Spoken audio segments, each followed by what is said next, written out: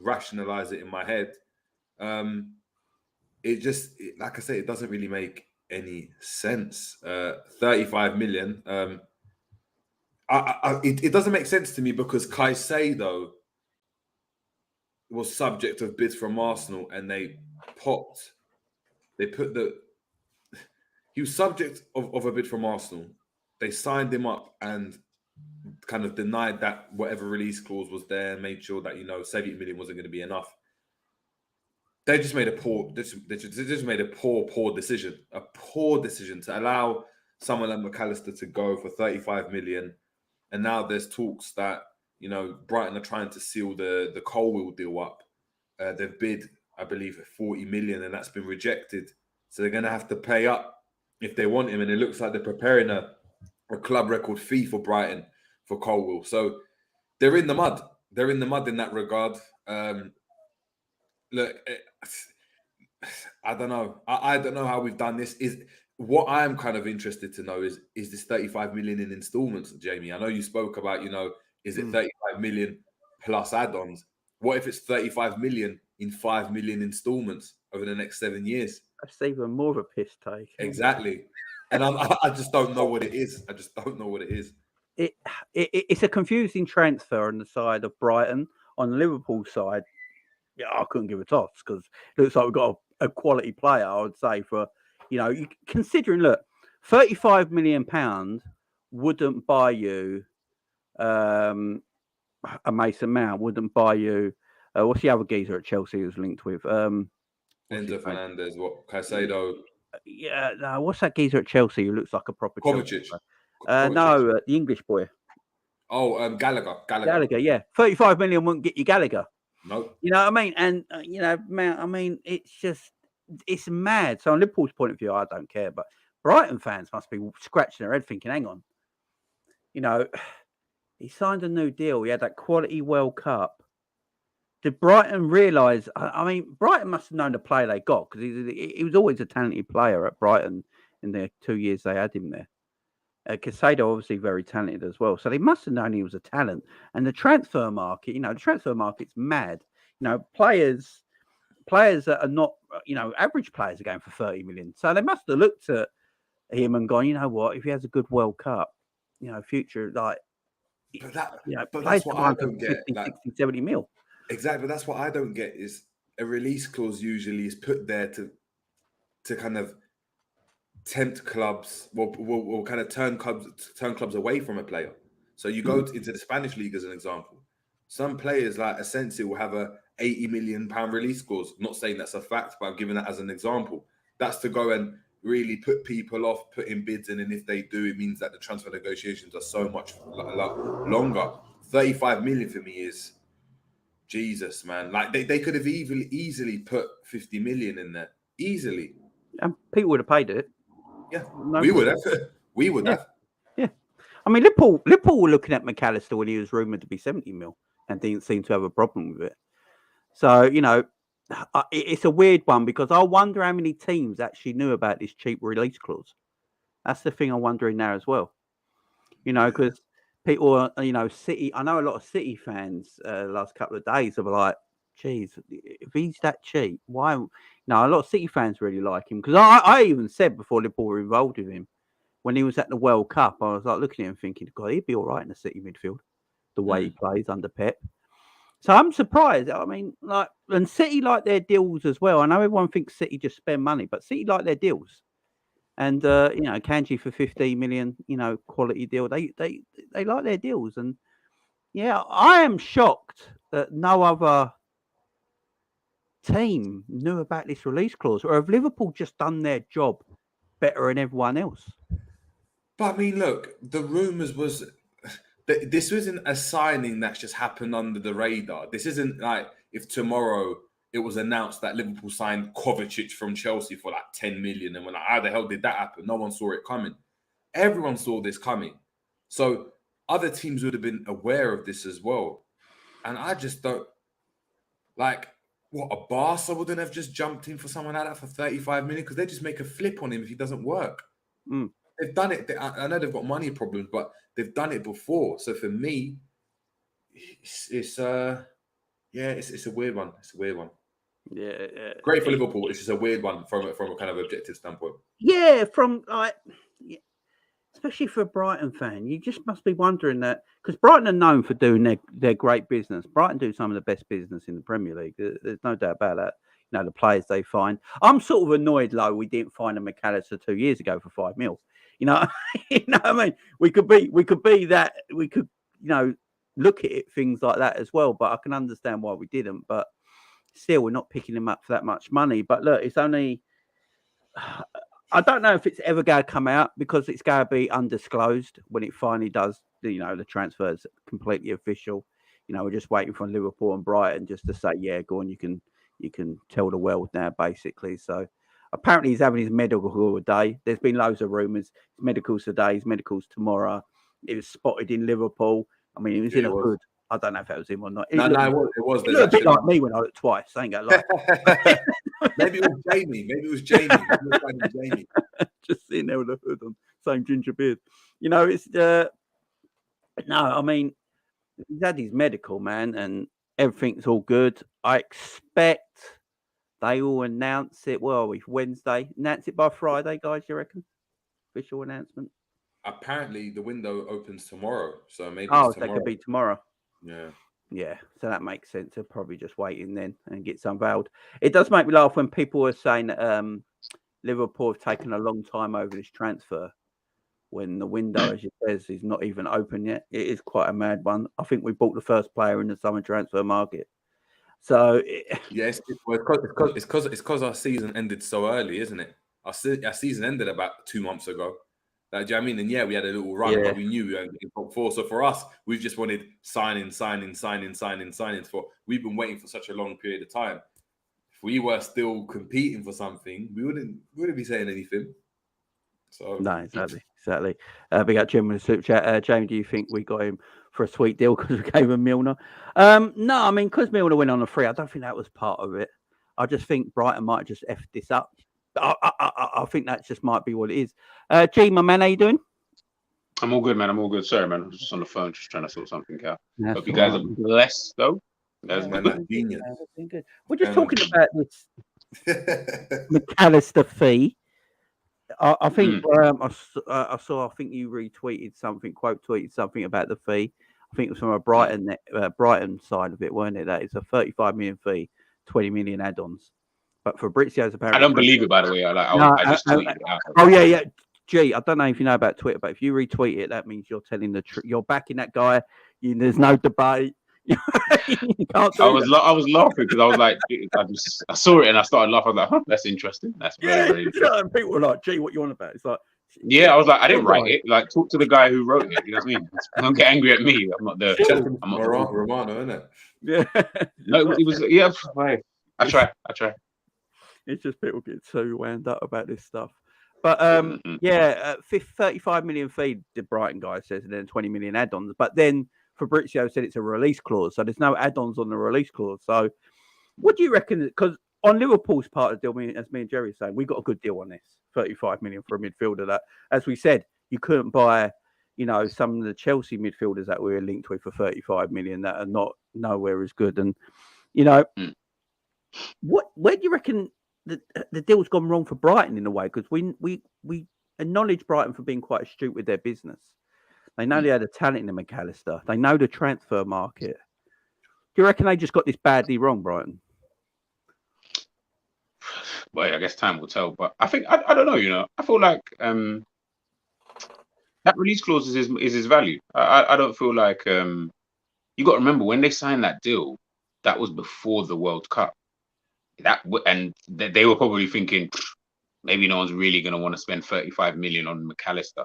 It just seems like since the World Cup, obviously his valuation has just gone up, and I think that's where they've probably maybe they underestimated it. Maybe they underestimated him. I don't think anybody. I mean, I didn't see anybody speaking about McAllister in that light anyway prior to the World Cup. I don't think any of us, I don't care who you are, thought that he would have the kind of impact that he had, towards the latter stages of the World Cup, in terms of the assist and how he was playing, with the Argentinian squad. So I feel like Brighton, listen, they paid what, like 8 million or 4, I don't know, like 7 some chicken million, I change, think. 7 mil. 7 million. Regardless of anything, they're up anyway. Do you know what I mean? This is good business in terms of, from a business side, it's good business regardless of anything. If you make profit on anything, you're going to look at it as good business. Obviously, we're just looking at it, and I think people are just, he's a World Cup winner, he's had a decent season with Brighton and stuff like that, and we're thinking, oh, you know, Brighton had their pants kind of pulled down. But I don't even really see it like that. I just feel like his market value, like for me, his market value would have been, if you told me that we had to pay 50 million for him, I would have been like, eh. Like I would have maybe thought, if you can't find anything else, then you grab him. But you know, 50 million, I would have thought would have been a little piece high for him. So I feel like we got a good deal. Obviously, on our end, 35 million. He's a decent player.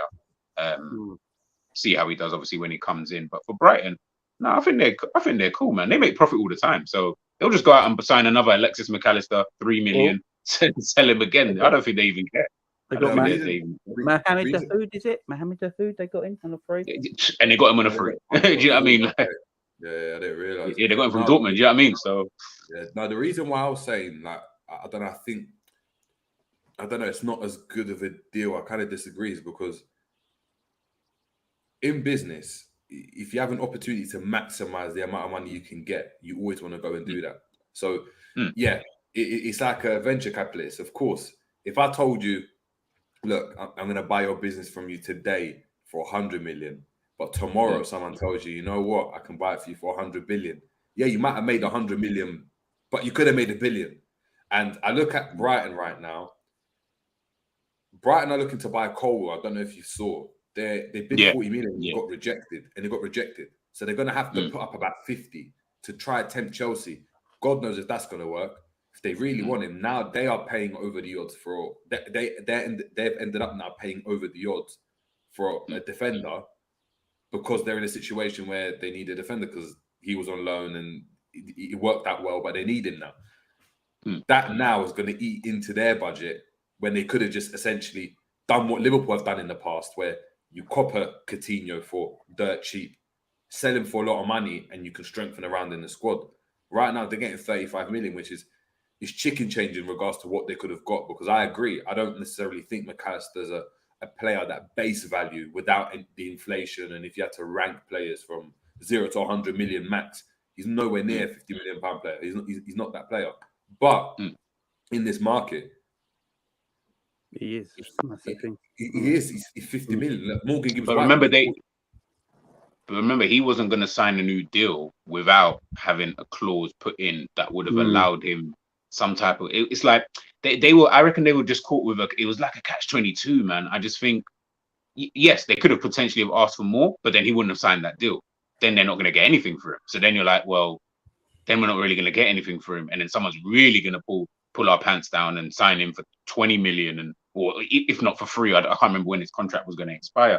So I think, like, I don't know. It's difficult. It is tricky. It is tricky. I think his contract was expired this season, just gone, if he didn't sign his new deal. Oh, or he had 1 year left or something like that. I think it was very close. So did he have 2 more years left? I think they put a 2-year extension on his year he had left from and gave him a release clause. Yeah, but then with that release clause, though, they can slap 50 million in him, and like if he performs well, you get 50 million. If he doesn't, then you can still sell him or leave him free. That's why I don't understand. It's like Xavi at Barcelona. It's 1 billion, ain't it? Yeah, like Gio, know, like in the Spanish league, everyone's got a release clause. Everyone's got a release clause. So everyone that you just slap a release clause on him, where it kind of turns any teams away that see, you know what, there's a bit of potential. We can grab him, and then he's going to explode. You can only pay that if he's popping off, and if he's popping off, you get the actual value that he's worth at that moment in time, regardless of what he's worth. And I feel like, I don't know, if I was the owner of Brighton, someone's getting the sack there, man. Someone's getting the sack. It's honestly, it's like I reckon they just look at it and just think to themselves. For me, the way I look at that is that's just how highly he was rated. And that's how much I would have rated him. Like, if you told me at the beginning of the season, we're going to pay 35 million, I'll be like, what?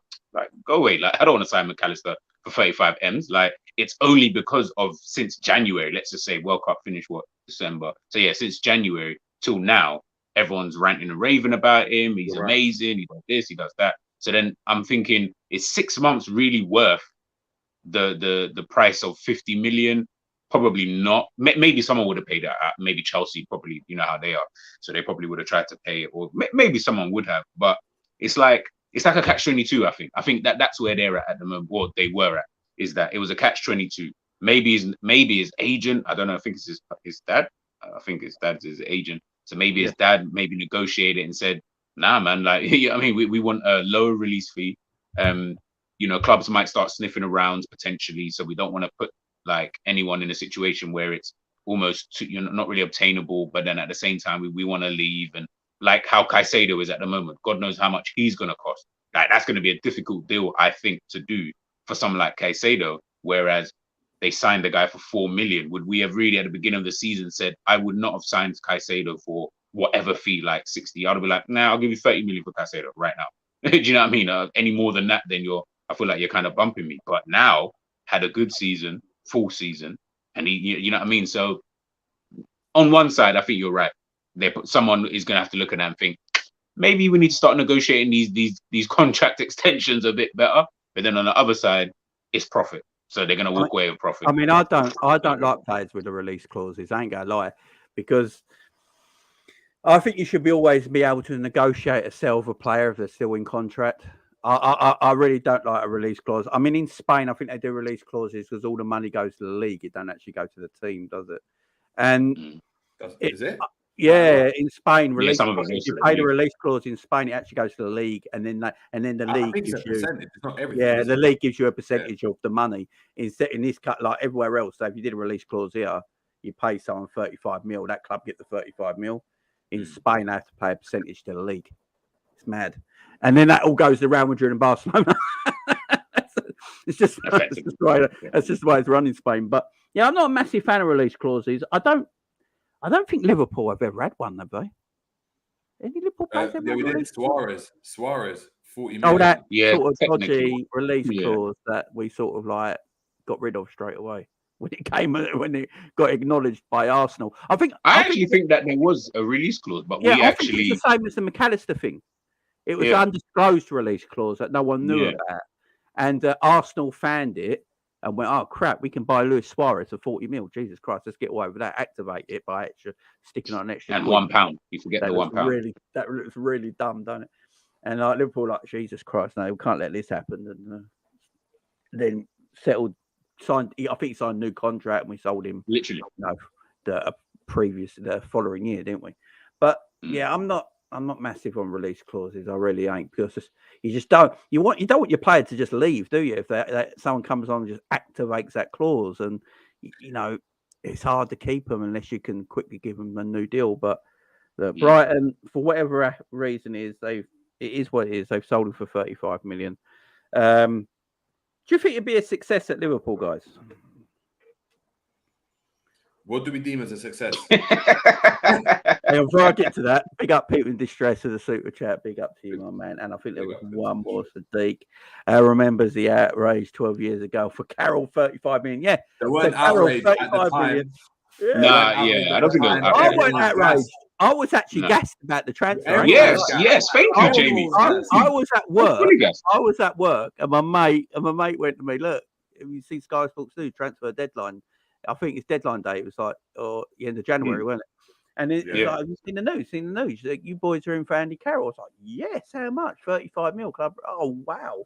Because he weren't doing bits. I was like, it's a lot. Was doing bits. I don't care what anybody says. I was like, we're getting this brother Suarez, who I don't really know, from Ajax, and we're getting Carroll. Exactly. I was like, Torres is injured anyway. That's what I was saying to myself. Yeah, we got Suarez to 24 or 22 million or something like that, wasn't it? Yeah, it's only a steal once they've had the career. We don't I'll be real. The better deal at that moment in time was Andy Carroll for the 35 million. I don't care what any Liverpool fan who knows football would have told you that, because Carroll was bagging goals for Newcastle, Prem proven. Do you know what I mean? Suarez was a guy who was too busy biting people in bloody Holland and doing all this nonsense. I was like, no one knew about him, man. No one knew about him. If you went, I remember trying to go and see a compilation. There was one. there was one and it was dead. And I was like, Yeah. I was like, yeah. Carroll was doing Carroll that season was doing a madness, and He was doing it. you know, Liverpool England squads, he was on job. Kenny Dalglish was our manager, I believe, at the time, and he looked at it and thought, yeah, he could do things for us, and it just didn't work out. How the rest of Carroll's career has been really a strange one, but at the time, I think people were really happy about it, and like obviously Suarez a year later, it was like, Jesus Christ, what a steal that was. Quickly before we go on from this, right? I just want to quickly change subject 1 second. I saw Rio Ferdinand talking about this, about Benzema, because he's just left Real Madrid. He said he was better than Luis Suarez. What do you guys think? Hell no. Hell no. Like, I don't think it's a debate. I think Suarez was the third best player in the world at the time with Messi and Ronaldo, personally. Listen, there's certain things. There's just certain players, right? And this is not to take away from Benzema, because Benzema's class. But the things that Suarez could do, Benzema couldn't do. There's certain things that Suarez could do that Benzema just couldn't do. Whereas I feel like there's what Benzema can do, Suarez can do. Yeah. If that makes sense. Suarez and can that's not to take away. That's not to take away. Yeah, that's not to take away from Benzema at all. But Suarez was scoring free kicks, scoring from outside the box, from the halfway line, flicking it over someone's head. He would nutmeg it. He'd get the ball, and his first touch would be a flick over someone's head. Then he'd run onto it, and he just does it over and over again. Like, it was just, he could do everything. That's the difference. Whereas Benzema couldn't. But Benzema's a baller, regardless. Yes, well, I think in that year of Messi and Ronaldo, and when Suarez definitely went to Barcelona, and you saw how good he actually, he was great at Liverpool, and then when he went to Barcelona, he just got he went up another level. And when he was at Barcelona, he was probably, everyone was always talking about Messi and Ronaldo, rightly so. But I think Suarez was right in the middle of that. I really do. I think he was the third out of the third best player in the world at that time. People don't realise that I think he's got the most. I think after Messi, has he not got the most goals for Barcelona? Yeah. Or most assists for Barcelona? Something silly like that. His GA in his career is mad. It's ridiculous. It's ridiculous. Look, I saw him score a header from 25 yards out against West Brom. And he exactly, with a poor cross from Ali Sissoko. Yeah, and he put Bend on it. Yeah. No. That's enough. I'm telling you now, I've never ever seen a player at Anfield watch them that's been better than Suarez. Ever. No, he was different. Ever. He's the best player I've seen in my lifetime at Liverpool. And that even includes Stevie, because what Suarez did was on another level for my opinion. No. I think if you ask Steven Gerrard, they've asked him. He said Stevie Suarez. even says it's Suarez. He said it. Like, you've got to be honest. If Suarez stayed for years and Liverpool was successful, he would have been. I mean, yeah, fuck me. I mean, he almost scored the greatest goal I've ever seen that hit the post against Arsenal with that left foot volley. Oh yeah. If that went in, then it's crazy. There's that goal, but then I remember in Europa League he scored the 2 free kicks in a row in that game. Yeah. It's the Norwich one. It's the Norwich one. It's the flick over the head and then the delay on the volley to catch it on the. Yeah. And the goal against Newcastle though, when he brings the it chest. down. Yeah, I've never seen that done since. It's impossible. No. He's just. I don't think Suarez will ever get the credit he deserves because of his off the field behaviour. I don't care, man. I'm sorry. So he's never going to get the credit when they talk about greats. They're always going to talk about Messi, Ronaldo, Lewandowski, and Benzema, and I don't think they're going to give Neymar and Suarez their credit because they're off the field behaviours. I think that's always going to be the way, unfortunately, because we live in a pussy world now. Back to Liverpool. How successful is he going to be? Did you ask? Yeah, depends. I mean, what are we looking at? What is deemed a success? It's hard with Liverpool. It's hard with Liverpool because the way we're run. So I mean, look, it's the way we're run. But look, if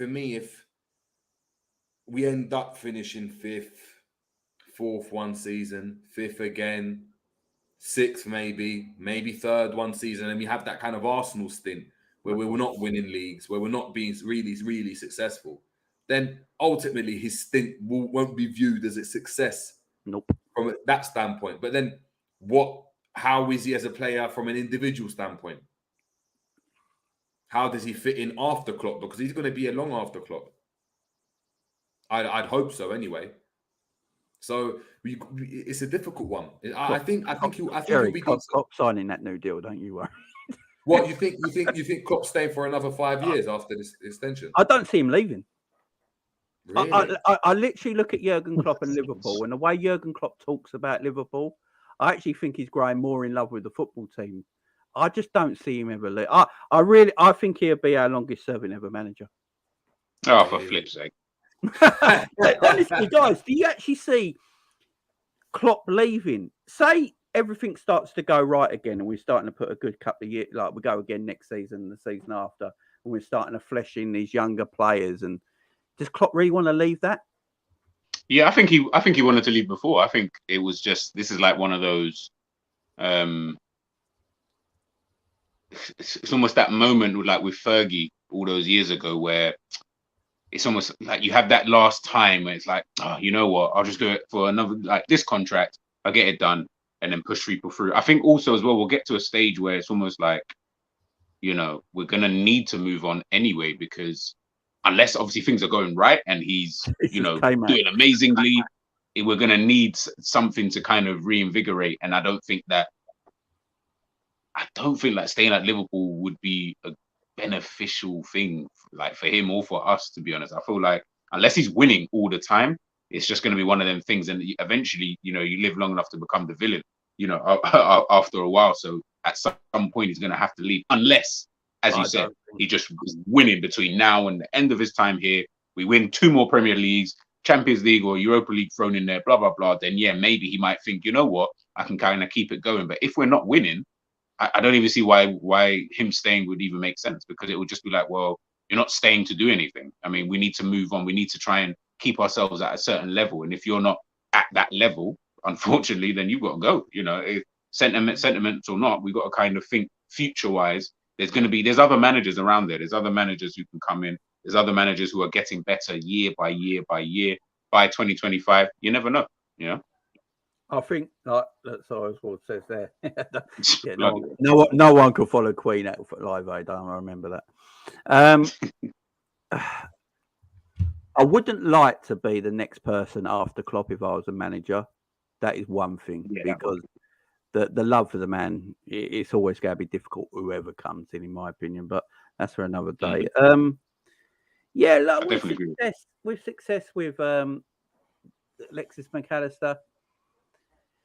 If he has similar success than Gini Wijnaldum, who a lot of people are comparing him to, that's going to be the way they go playing Liverpool's midfield, then it's worked out quite fine. But look, I'm not one of these Liverpool fans who think we should always be top of the Premier League, because, you know, no team, how dominant they are always top, year in, year out. Everyone has peaks and troughs, you know. City don't because the league is terrible at the moment and no one can catch up with them. And look, City. Do you think the league is terrible though? Like, could you realistically say? Because I think the league was worse when we were going hammer and tongs with City than it is now. Because you got to realise there wasn't a Newcastle who had money doing well. There wasn't a Brighton doing well. Man United have just been Man United. They've been floating in around kind of thing. And Aston Villa wasn't really doing anything. Brentford, that wouldn't have been a team that we would consider to be decent enough team who can upset the apple cart. Villa was Leicester that year, weren't they? And Tottenham were really good that year. So there was a lot of good teams. But if you go back on that year we won the Premier League, I think the team that finished 4th finished on the same amount of points as we did this season, finishing 5th. So there ain't really a lot in it. There ain't really a lot in it. It's just the dominance of whoever wins that title. Look, the fact is, City coasted to the Premier League in the end and finished on 89 points. The 2 years Liverpool could, at the last 4 years that Liverpool couldn't compete with Man City, City have got 80-something points to win a Premier League. The other 2 years when Liverpool were competing with City, it went into 90s. Because I think there's still...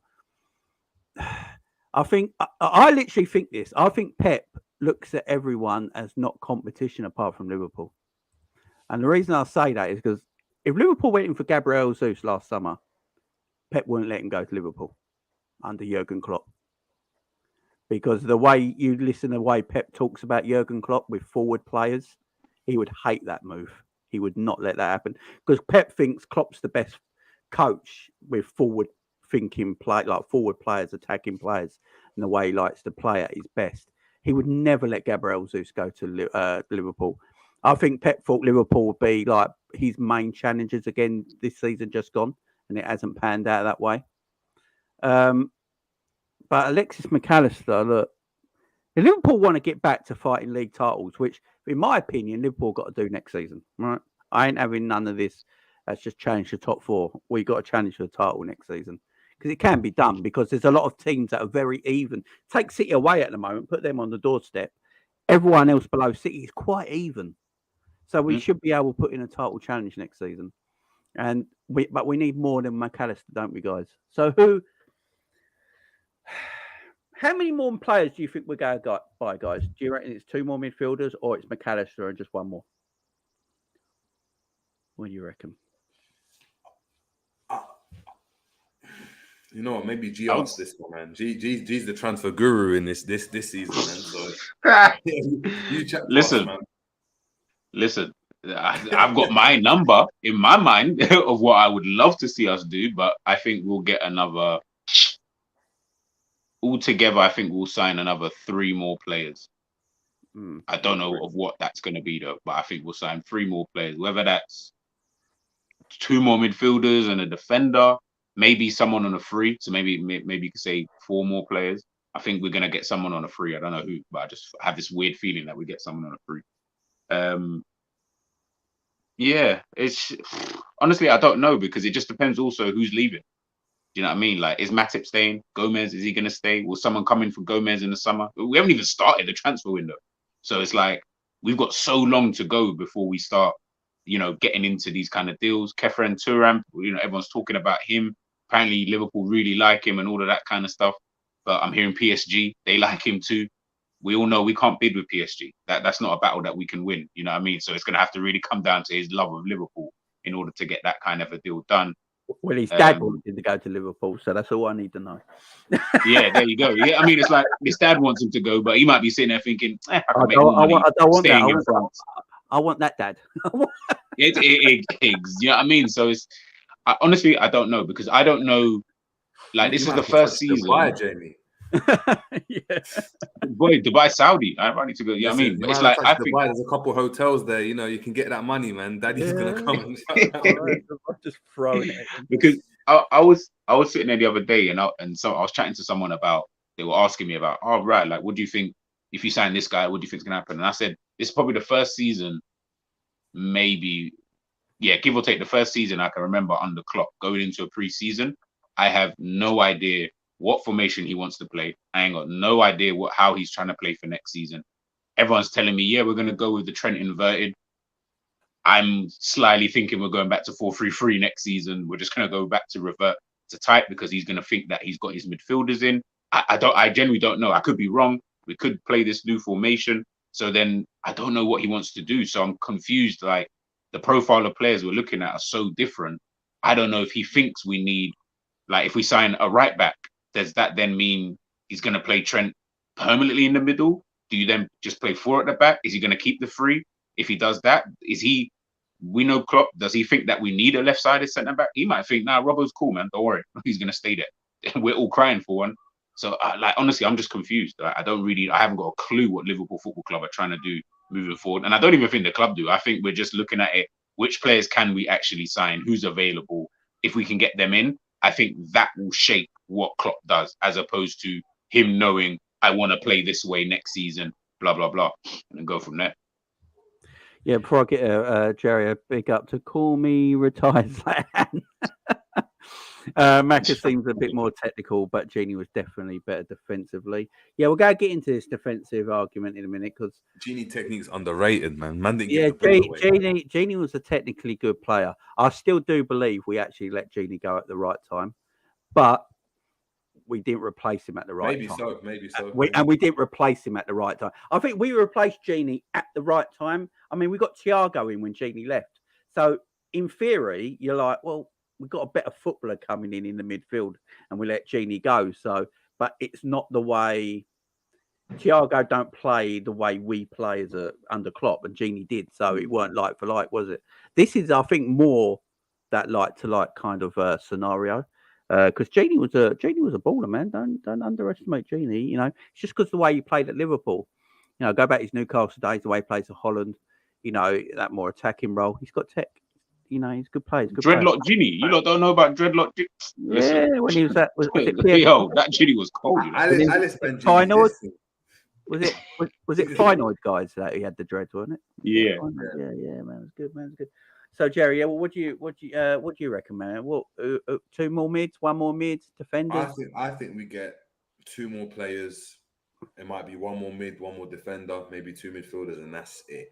Unless there's a major exit, as G said. So Gomez leaving, Matip leaving, I don't know, a midfielder leaving potentially. Maybe someone comes in for Jota, and we have to act. I think that's it. I just don't see with Bajcetic still there, with emergence of Jones. That I think the club are going to look at that and be like, you know what, all we need is 2 more midfielders, because Naby Keita and Oxlade-Chamberlain didn't play for the majority of the season. So if we can get, if we can get 2 players to come in that are available to play, that sorts our issue out. Because if Naby Keita and Oxlade-Chamberlain were available, we wouldn't have really been in this situation if we're honest, in terms of not having numbers. It would be more of a quality situation. There was plenty of times this season where we're looking around thinking, oh my God, we're going to have to play Carvalho and Elliott in midfield with Fabinho sitting, or was it Henderson sitting, which we did against Everton. So yeah, I don't think it's going to be as, we're not going to go as gung-ho as people think. Probably sign, maybe if we sign Manu, Koné and Khephren, Thuram, I think that's it. Unless there's any major developments on our side that makes us have to react. I mean, look, I know Koné and Thuram and McAllister for me would be excellent bit of business for the midfield. The way I look at it, what you can do, what Liverpool got to do, they've got to be more proactive. This is what Liverpool got to do for future. So you say you got Hendo, Thiago, and Fabinho. They're your 3 veteran midfielders. Keep them for next season, yeah. Then say you buy Thuram, Koné, and McAllister. That's 6. So there's some good interchange between them 6 players there. I'm quite happy with that. Then you got Stephen as your youngster, Curtis Jones, Tyler Morton, and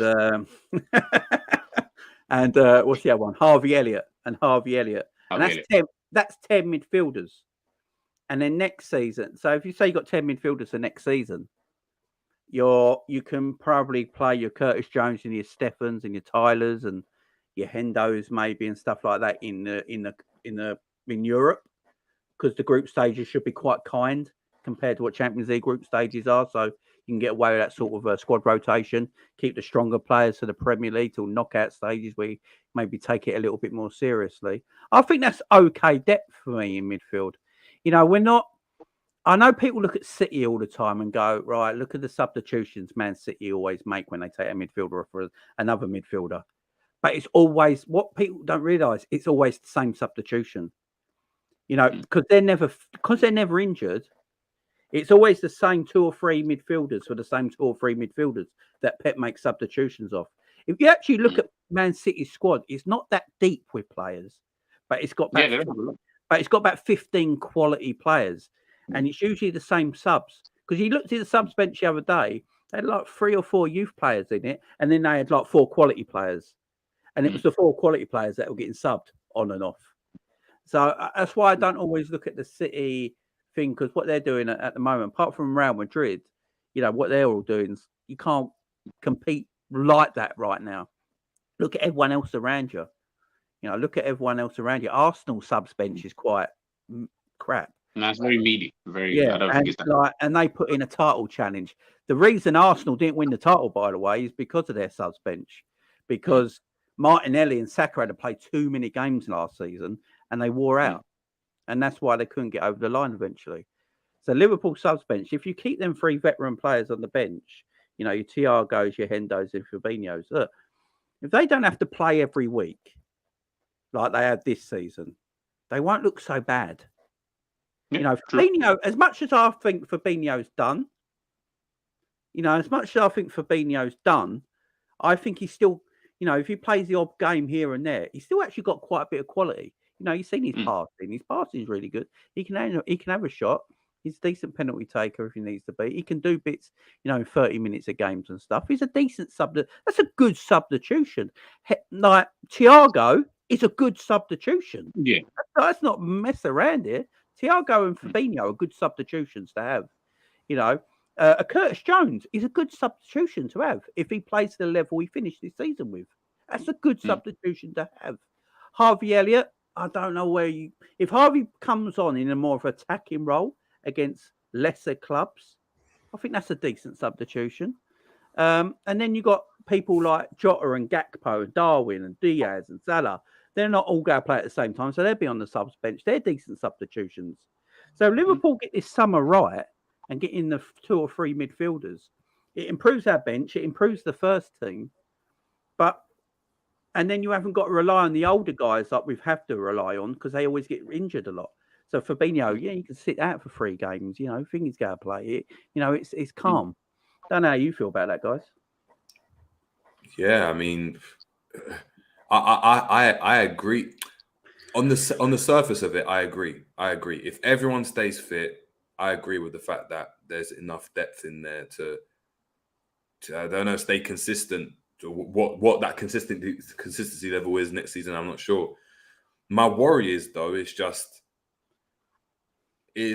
not a worry. It's just we've got these young players now. What's the point of having them if they don't play? Mm.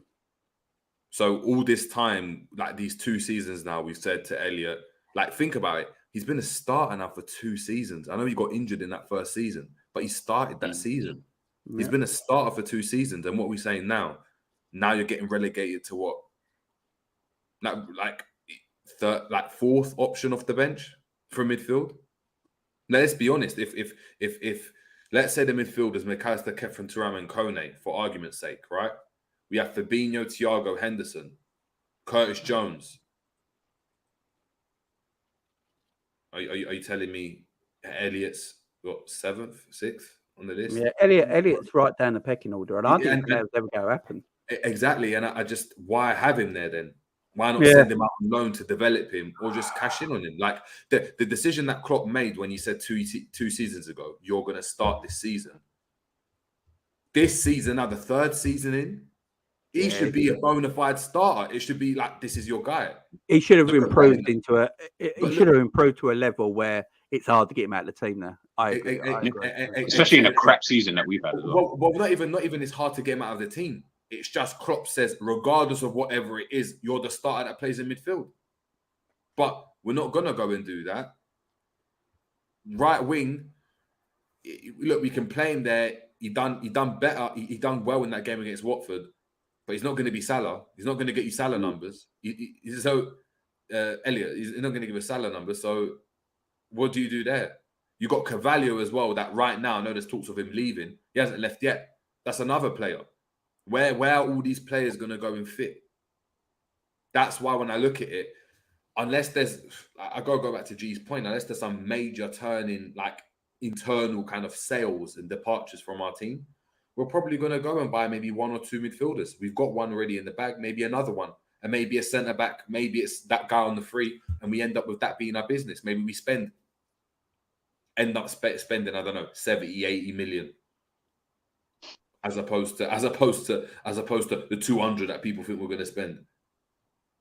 Yeah, I'm not bothered by. It's what's mad. I'm not bothered by price. As long as they're good enough, I don't care how cheap they are or how expensive they are.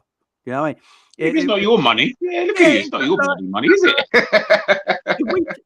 if we spent 200 million this summer but got the transfers completely wrong, then it makes us look foolish, don't it? If we spent 80 million this summer, but the players we bought in did a great job for us and worked straight away, it's shrewd business. I don't understand why it's only acceptable to have a good summer if you spend 300 million. I mean, do Chelsea fans look back on their last season and think they had a good summer and winter transfer wise? The money they spent, finished 12th in the league and they're not got Europe next season. You know, that's not good. You know, it might come good eventually. All I thought most of their players are pretty crap they bought, but yeah, I don't care about price. Just get me the right player in. You know, just get me the right player. I mean, Chelsea are trying to get Neymar now. That ain't go help. That's just that ain't go help. I think I'm kind of agreement with you, to be honest. I don't really care how many players we sign. I really don't care about all of that. I just care about, are you getting the right profile? Do they fit whatever Klopp wants to do? I'm hoping he has some idea. Do they fit that? Cool, get them in. Whoever it is. Like, I'm not even bothered now in terms of the players anymore.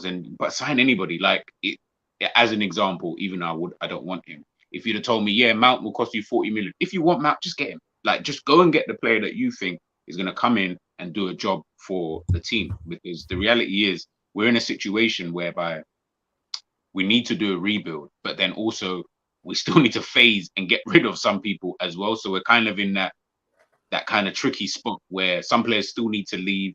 Some players we don't like. I feel sorry for the Elliots, the Curtis Jones, and maybe even a Bajcetic a little bit, because what the hell are they going to do next season? Tyler Morton coming back off loan. I've heard talks about Leighton Clarkson might leave in the summer. Yeah, he's off. Yeah, he's off. Do you know what I mean? So it's like, what happens to all of these guys?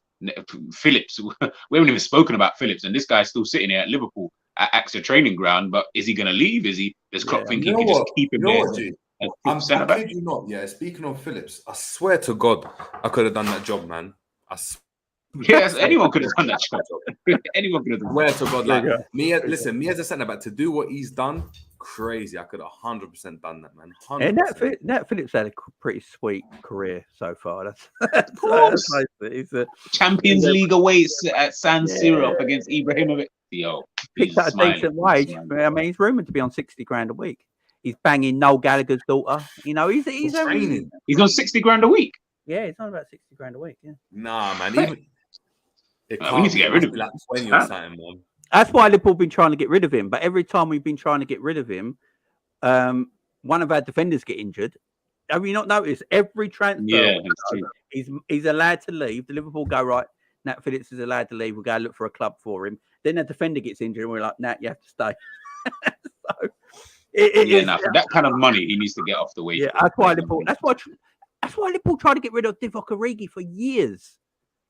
But no one wanted to take Divock off us.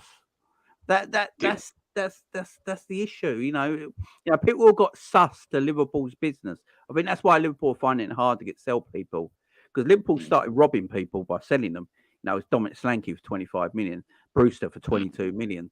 You know, we're selling these bums, and people are now, because I think what it was, they looked at Liverpool a few years back under what started to happen with our transfer committee, and we're buying players for reasonably nice money, you know, for decent money. And people were like, well, what did Liverpool see in that player? And then they turned out to be really good.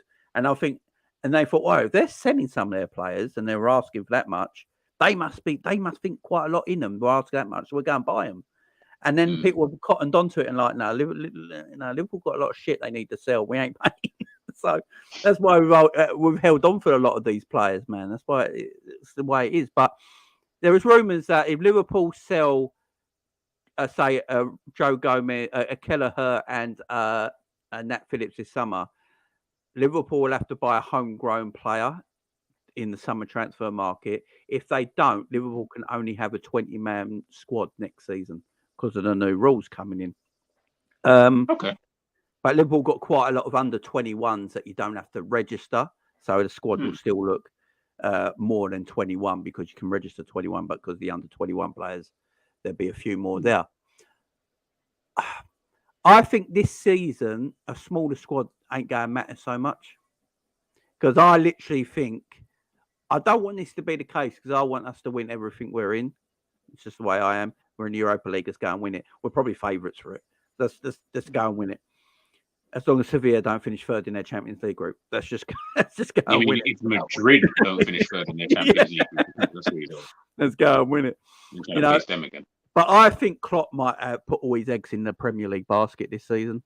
You know, like he did a few years back when he went, right, stuff everything else. I am just kind of. But did he do that though?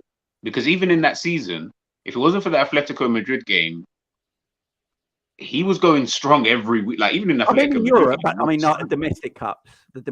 Oh yeah. He couldn't do it. He's like, no, I don't want all that. So, I remember he tried his best to lose them games, didn't he? And then we win them games, and he never looked quite happy. No, you know, and like when we came back against Arsenal in a 5-5, was it? And we won on penalties. He's like, yeah, I tried to lose. I tried to lose that game. But yeah, I think he's going to put his eggs in one basket in the Premier League this year. I don't know how you feel about it, Jerry. Oh, Jerry's I'll go UG. He's on mute. Oh. Yeah, I think you can't hear us either. I can hear you. Okay, all right. I hear me. Yeah, I'm just saying. Do you think Klopp's going to put all his eggs in one basket next season? Just concentrate on the Premier League. No. I don't think he can do that anymore. I don't think he can. I don't think he can have a season where we're in the Europa League and we're out by September because we've lost to like Dinamo, whoever. Some Dinamo team. Dinamo, innit? Like someone like that. We can't be in a situation where we go and lose to Dinamo. Knowing Klopp, he probably play 2 or 3 of our starters as well in that game. And if that happens, that can't happen. We can't be in a situation where, look, if we go out in the latter stages, then that's a different thing. We're going to have to go strong up until, we face Inter Milan or whoever gets knocked out the Champions League early. And, we're talking knockout stages, quarters maybe. Because I don't think Klopp's looking at next season as, we're going to go and win the league. I'm going to be honest with you. And I think that will be his downfall. I don't think he's looking at next season as, winning the league. I think he's looking at establishing himself as a top 4 club again. So, like I said, expectation and reality, sometimes then they don't align. And I don't think they're going to align this season. Yeah, fair enough. Goal scoring midfielders. I know that is everyone's favourite topic, especially for Liverpool. A lot of people want to crave a goal scoring midfielder. I don't think goal scoring midfielders exist like people might think. I think if a midfielder's got good enough technical ability, if you put them in the right position on a pitch, they will score goals. I mean, look at Curtis Jones. You play Curtis Jones in a more advanced position in that midfield. He started to get in areas of the pitch that he could affect to score goals. You look at Gundogan. I know everyone looks at Gundogan. Gundogan, he ain't a goal-scoring midfielder. What he is a tremendous, world-class midfielder. Has such good technique that if you get him in goal-scoring areas, he will score goals. Beginning of the season, he played with more withdrawn position and weren't scoring as much. All his goals have come towards the end of the season where Pep's gone, I'm going to play you as the shadow striker instead of playing Alvarez there. I'm going to play you there because you give me a bit more defensively as well. And he knows he can get goals in there. And look, Gundogan's basically won City the league and the FA Cup the last few weeks, the way he's played. So I think if you're a good enough technical footballer, especially as a midfielder, and you get him in the right positions that are able to score goals, they will. Look at Gini Wijnaldum. Gini Wijnaldum's a goal-scoring midfielder if you get him in the right position. If you play him more withdrawn, he's not going to get them goals. It don't mean he's not a goal-scoring midfielder, if that makes sense. No, I feel you. Especially when he's playing for Holland. He was scoring.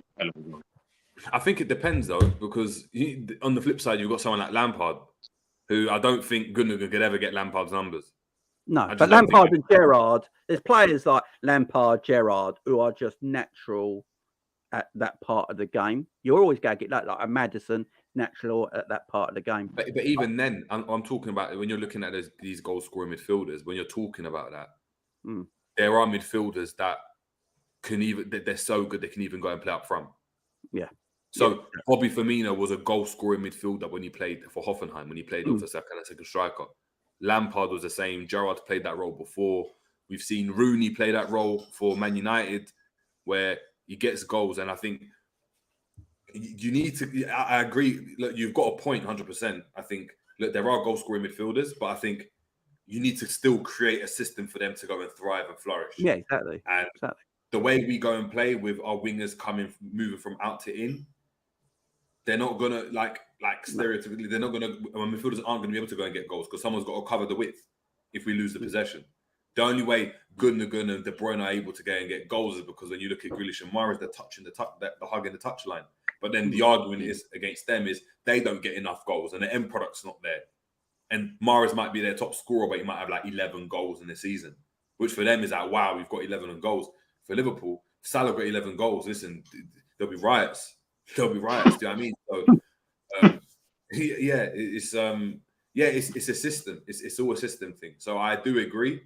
But when you're talking about getting midfielders that can go and get you goals, unless you can convert, like I said, you've purchased a Maddison and he becomes a goal-scoring midfielder because of the system you've created, you don't know what you're getting unless you go out and get a bona fide goal-scoring midfielder, like what Gundogan's become in recent years. I mean, he played as a striker last season. Yeah, and he won the league from last season as well. He came to the end, and you know, Pep's got something with him where he knows this is how good of a footballer he is.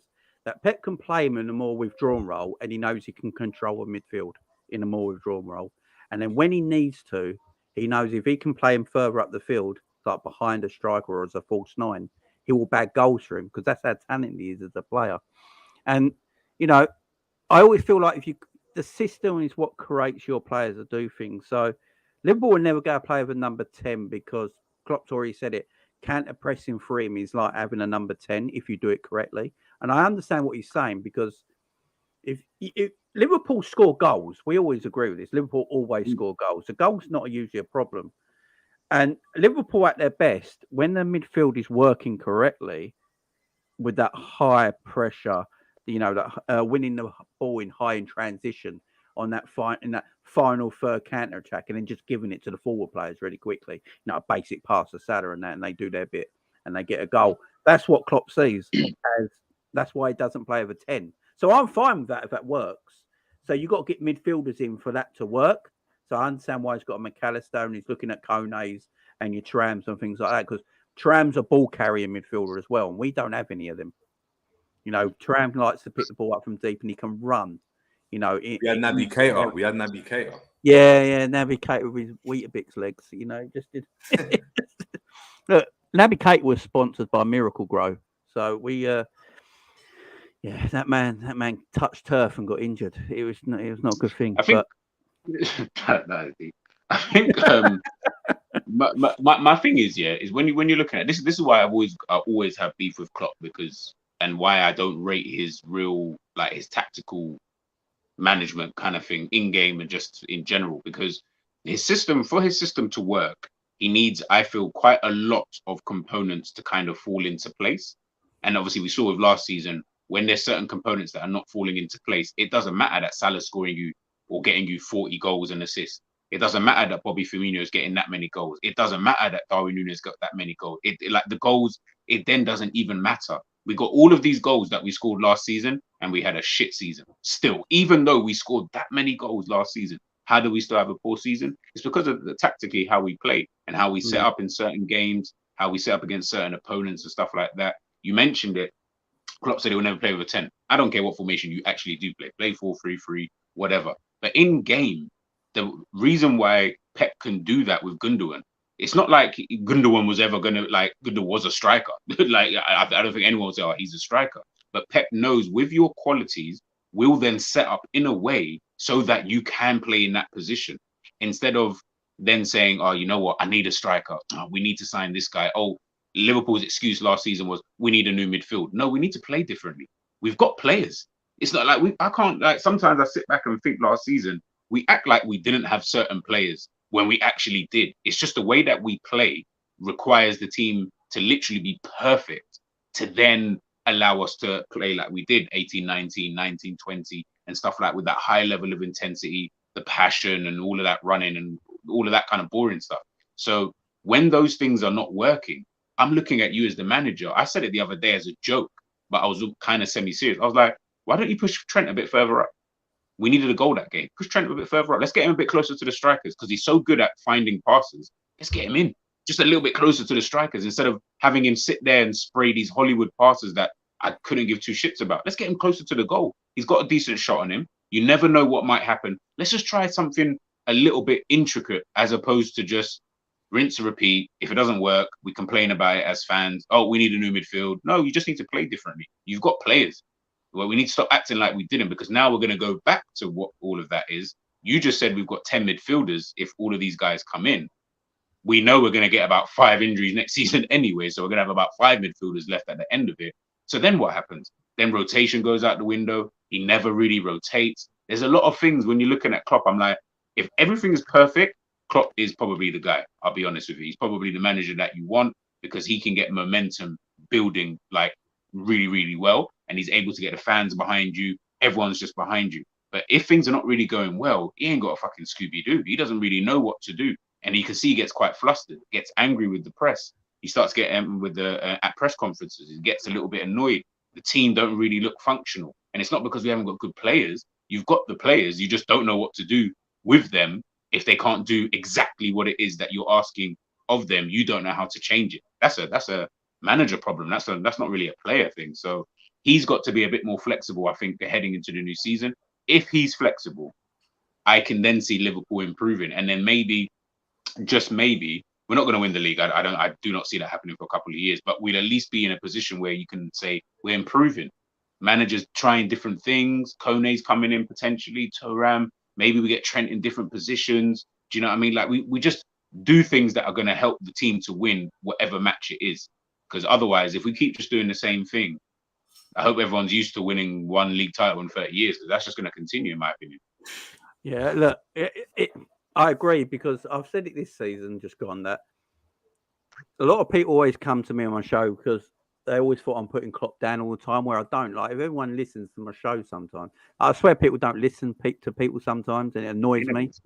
And most of the time I'm speaking about Klopp is that I just want him to do better. It annoys me because I know he can. He's not this average Joe. He's a quality manager. There's no doubt about it. And he can do better, and it irritates me. And then you get people coming on going, well, what do you want him to do with these players and all that? I'm like, well, not all these players are dead. Only last year we said all these are world class. You know, and then this year they're all dead all of a sudden. Come on. And, you know, and then they blame FSG and all this nonsense and all that. And they're like, well, as soon as Klopp changed the tactics and the system, we went on an 11-game unbeaten run till the end of the season. You know, so you can do different things with these players. And as I was saying, if he can get that right, everyone's got to improve next season. The players got to improve. The owners have to improve. The manager has to improve. The coaching has to improve. No one's sitting on a perch here above anyone else. In my opinion, everyone's on the bottom step.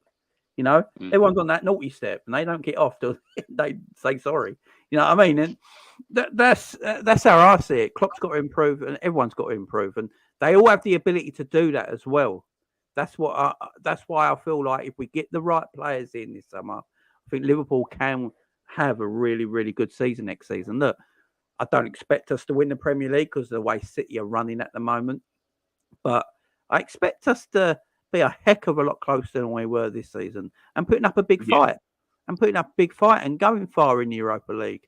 Look, if we end up finishing third next season and we ain't too far off City who win the title, but we won the Europa League, I'm loving that. I'll have that every day. There's nothing wrong with that because we put in an attempt. You know, we didn't do that this season. I just need to see that next season personally. So, Jordan Henderson, does he play many minutes next season? He starts. Because I saw Coppish say this on Monday. They did it. I think that big up the boys from Coppish. They were talking about it on Monday, saying that say in a world we did get Koné, Thuram, and McAllister, which we know we have, who starts the opening game of the season. And I was sitting there because I was watching it today because I didn't see it on Monday. I was watching it today, and I was like, Fabinho, Henderson, and McAllister. That'd be. Would you be surprised? I wouldn't be shocked by that because I don't think Klopp would play 3 new signings on an opening day of the season in midfield because that would be madness. And look, that ain't just a Klopp and Liverpool thing. That'd be any team. That'd be sort of weird to do for any team because you got to put in players that have been there, you know, and know the system, and you know, and you put the odd one. I ain't got a problem with that. And then you build as the season goes on. You start to build, and then you put all three together. I think putting all three straight away is a bit. Depends how much groundwork. Depends how much groundwork you put in, man. Yeah, that's really it. Yeah, I don't know. It's either Henderson starts or it will be Jones that starts because he keeps his form up. He ended the season pre-season and then into the season. But it's going to be one of them. Like, if people think it's going to be Khephren, Thuram, McAllister, and Koné in midfield, yeah, that's the Europa League team for now. Yeah. That's going to be a team we see in the Europa League. It takes. Look at when Fabinho came in.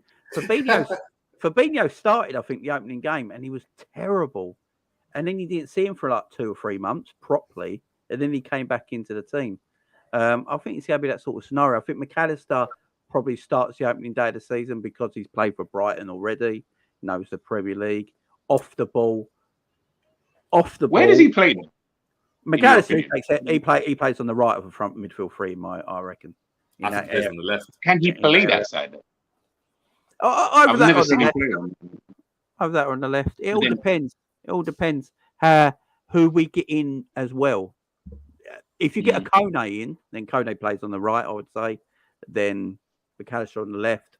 But then Koné isn't can't play on the right-hand side. Koné really plays left defensive midfield in a double pivot. McAllister really plays on the left of the midfield centre. Khephren Thuram plays on the left midfield set. We're not really signing. McAllister played on the right of midfield for Argentina and looked good there. Because Enzo played on the left. But that's Argentina, though. I mean, I wouldn't really even look at that and think. I'll be like, where do you play for? Where? This is why I always go back to about the profile thing. Are you signing players that fit what you're trying to actually do, or are you just looking for players who are available, look decent, had a good season? Obviously, Khephren Thuram, McAllister, Koné, they've all had like semi-decent seasons, kind of thing individually. But are we looking at these type of players and thinking, yes, he can play here because this is what I've seen him do, blah, blah, blah, this, that, and the other? Or are we doing what we've done before, which we've done with Thiago, which we've done with Curtis Jones previously, which we're doing with Harvey Elliott, which is Klopp sees a player, sees what his qualities are, but doesn't care. He's just going to play him in whatever position.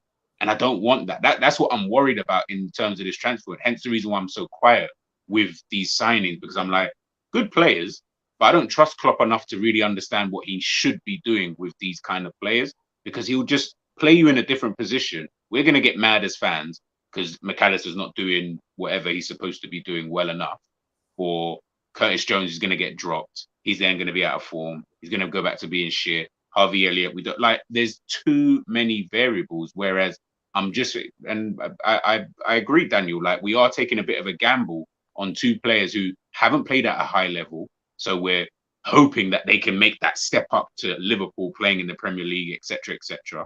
If they don't hit the ground running, then it's almost like, oh, okay, we're gonna have to give them a bit of time. We don't have time. Like, I'll be honest, I'm sorry, but I don't. Oh no, you got to hit the ground running. Yeah, like I need players who are coming in now. I need you to take the ground in the first game. Like, I need to see it in the first 5 games. Yeah, this is why we signed him. McAllister's just lucky he plays in the Premier League, so we've seen what he can do. But if he hadn't played in the Premier League and we didn't really know, we'd be sitting here, questioning it. And I'm not saying Koné or Thuram are bad players. I think they're good players, but we do need to kind of just be careful and not get too overexcited as a fan base just because we've watched a few YouTube compilations and think that these guys are going to just come in and do that. We need to understand what Klopp wants the players to do and see if they can fit into that team. And then we'll have a better idea, better expectations, sorry. And then we'll be good from there, to be honest. Yeah, I do agree with that. Sorry, I was just watching Fiorentina West Ham. Gonzalez just went down in the box like the worst thing I've ever seen in my life. It was terrible. Oh, shit, I forgot about that. Come on, Hammers. Come on, you Hammers. I actually want West Ham to win. I want West Ham. Come on, Fiorentina. Yeah, you're a dud, man. You're a dud. No, I don't. You know what it is? See me. I ain't trying to see no, I don't care about no English teams winning. If it's not Liverpool, then I'm like, why would I want to see another English team win? No, do it. I'm not gonna lie. West Ham conference, that's not even our level, man. West Ham not gonna hurt us. It's like West Ham, innit? You sure? And if West Ham win the Conference League as well, they've got a better season than Arsenal. Bearing in mind they're going to Europa League next season, guys, so we could be facing them at some point. So we've got to be careful, you know. Yeah, it's all right. Yeah, they've had a better season than Arsenal. They won a European trophy. Arsenal bottled theirs. Ain't nice. Before we finish up here, let's just quickly touch on Jude Bellingham. So it's now come out that he's going to go to Real Madrid. He's going to go to Real Madrid for over 100 million. So the rumor is it's £120 million transfer. It's £100 million down and then £20 million in fees, and his wages are £12 million a year. They're saying 100 million euros though. They're saying 88 million. Well, euros is because they're both in European currency anyway, ain't it? So yeah, you so know, 100 million euros, which is like 88 or 90. Yeah, but in their currency, they're just going to use euros, ain't they? Because it's the same currency for them, ain't it? So yeah, 100 million euros. I mean, so up to 120 with 20 million add-on. So that'd still be 100 million quid if you're doing it in pound sterling. Guess what, guys? Just make sure you see Hussam. Gee, what did Hussam say? Oh, he's got a shave, man. Yeah, I hope he's shaving his head. He said right now, no water. Just he said he's waiting for him to be in a Madrid shirt. I think first. Yeah. He knows that he ain't getting away with it. I'll be at his neck every single day of the week until he gets that flipping done. So I'm going to say this right now about Jude Bellingham. I looked at that transfer. I think Liverpool said Jude Bellingham was worth 85 million. That's what they valued him at. If we're going what Real Madrid have just bought him for, if you go by pound sterling, it's just over the 85 million. And then obviously then reports come out saying Liverpool put in an offer of 80 odd million pound first offer last month to buy him. And that's been pretty much confirmed that did happen. And then Liverpool got told no and they walked away. I don't think they got told no. I think Jude wanted to go Real Madrid and it was Real Madrid or nobody. Who turns down Real Madrid? I agree. I don't think he ever. Come on, man. Why would he come? Let's be honest. Let's just cut the crap. Why would he have come to Liverpool? Why would he come to Liverpool? It's guaranteed stuff. He's got guarantees at Real Madrid. Look, the Premier League is tough. There's no real guarantees at the Premier League, unless you're Man City, probably. There's no guarantee. But Real Madrid, it's Real Madrid or Barcelona in Spain, with the odd Atletico Madrid thrown in for a good laugh. And then you know, Real Madrid will probably make semi-finals or finals of Champions League. So he's got more guarantees going to Madrid. Look, people might not like it. Real Madrid have got the biggest pool in world football. It's a fact. Don't matter how big we are as a club. We're a massive club. Liverpool are huge, top 5 in world football. No doubt about it. But Real Madrid are Real Madrid. Michael Owen went to Real Madrid. We couldn't keep him. You know, Stevie was thinking about it, but Liverpool's too much in his heart, so he didn't go. But the pool was there.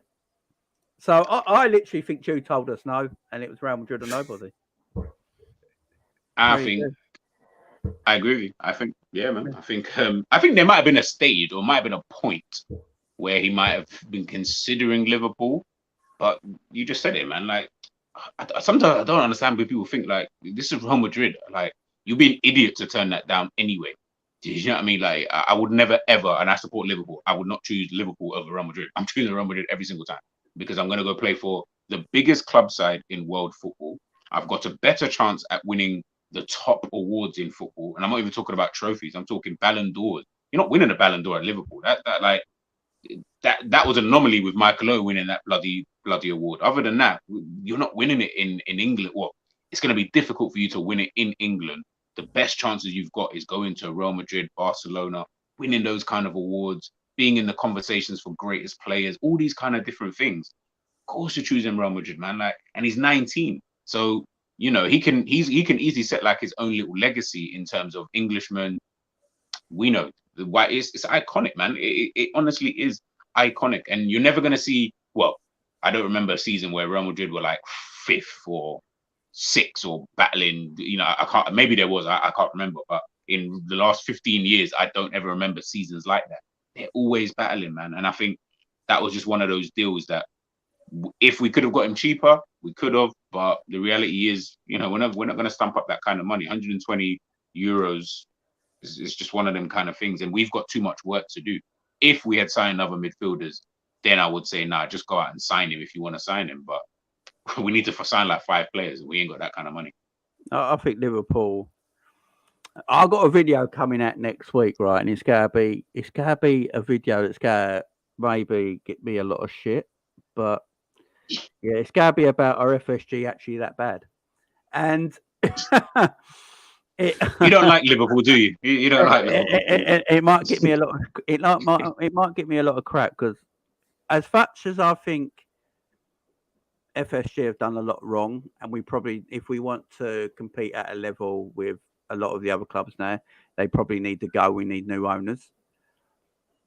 I don't think they're that bad, though, and I think they run us better than they run their American sports teams as well. I literally do.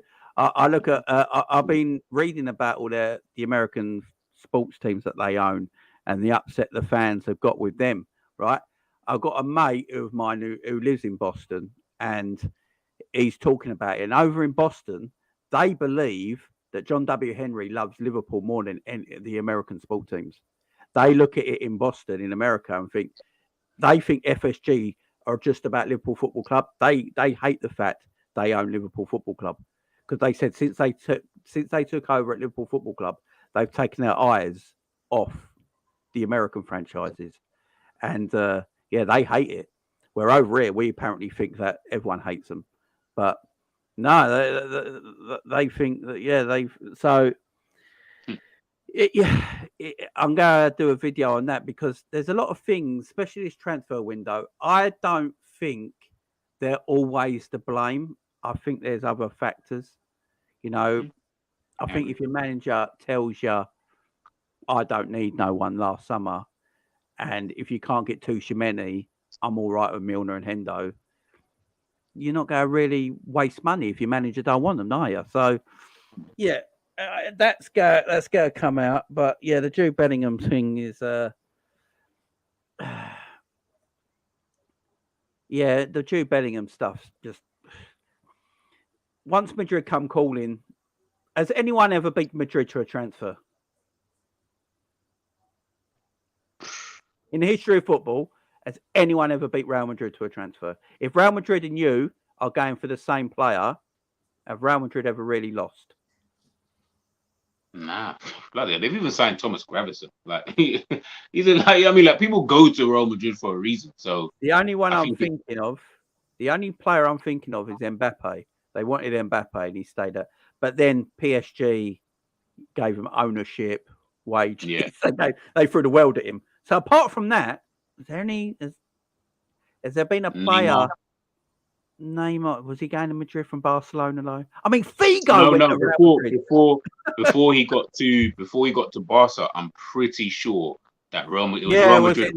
Barcelona beat him to it. Neymar's one. Yeah, Neymar. Yeah, that's what I'm saying. Yeah, as you just said. Is it Neymar and Mbappe? Is that it?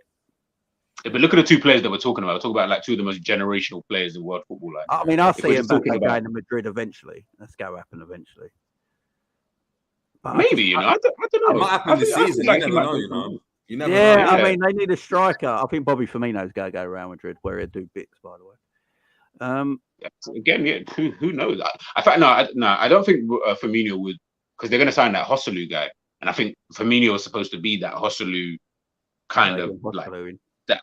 Yeah, and then they want to get like a big striker. The one that was at West Ham. I don't know if it's that one. I don't know. I didn't even check. I just saw Joselu to Real Madrid. I don't know if it's done though. I don't know. I need to have a look now. But yeah, because apparently Kane's got to turn Real Madrid down, ain't he? If Kane turns Real Madrid down to stay at Spurs, just to break a Premier League record, I think Kane should retire from football, Jen. For the fact because that's mad. Yeah, he's just Kane is so weak. Sorry, is it the one from Stoke? The one that was at Stoke and then he went to Newcastle. The one that was at Stoke and Newcastle. He's at 33. They just need a backup striker. They don't need a striker. They just need someone who can sit on the bench. Someone sit on the bench, be happy, and he scored get 16 in 33. So as a backup, that's 1 in 2. It's not bad. If he's 1 in 2 for a backup, it'll do. Look at Bayern Munich have got as a striker at the moment, and he's terrible. You say he's terrible, but I feel like Choupo-Moting gets you goals. I don't know how he does it. I don't know if he'd do it the German league. Look, the worry. I watched that. I don't know about you guys. I watched the German final, the last game of the season, just for a laugh. Yeah, that was funny. The quality is shocking. At Quality times, in the league is shocking. You know, Jadon Sancho was meant to be the next coming of Jesus Christ, for goodness sake, and he's terrible.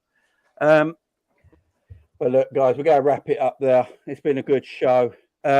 Hopefully, Liverpool do more business this summer, get more players in, get the right players. That's all I care about. I don't care about how much you spend. Get the right players, and Liverpool will go again next season. Guys, I'm going to be back on Saturday with the Champions League final watch along, and then next week. Is it on Saturday? Yeah, Saturday. It's the final game, ain't it? The final game. That game on Saturday is going to go over one way. Inter Milan do a surprise and shock the world, right? Or Man City just tear them apart 5-0. I don't see it being a close game.